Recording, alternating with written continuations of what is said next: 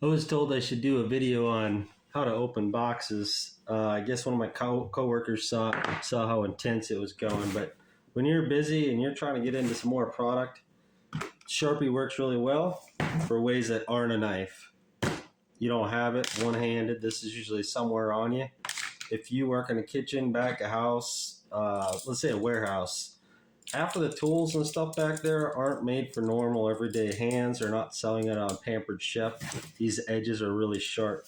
You can get the edges of that right there. There's usually two layers. I lift up the middle a little bit and then I open that. I'm showing you on an Amazon box. These paper tapes, you can just punch right through those. It doesn't even matter. Sharpie's probably the number one way. I've murdered more boxes like this. The safest place to do that, though, is right here where it overlaps. Then no matter what's in there, you're not going to rip the bag open. My all-time favorite way to do it is this thing called a fastback. I used to just keep it in one pocket, and then it's one-handed, so you're holding the box or whatever halfway off the shelf to get whatever it is you're going for. You can get into it pretty fast. The issue I had with this was you would unintentionally open things inside because the blade was a little big. Introducing the Irwin Mini Utility, you catch the edges again, lift up the middle a little bit, and then there's no way to get anything inside of there damaged, because in a few days when you go to use the other bag of cheese and you forgot that you cut the one, it doesn't matter, you're going after the one, you're going to rip and tear that one open, you needed cheese. That other one's going to be open and you're going to be pissed off at yourself because you just spilled half of it on the floor. It opened up on you. I used to carry this around. It's just a Kershaw knife. It was a little heavy, kind of for what it was, so I got rid of it. You carry that around in your pocket all day. You kind of feel it. Sometimes it'll just slap around. You'll have a weird cramp for no reason. Anything with an edge on it, and that's probably why it's like you should just make a video of things you use to open boxes. Just a whole video just on opening boxes, I guess. Cool. Anything with half an edge, if the tape is tight, will work.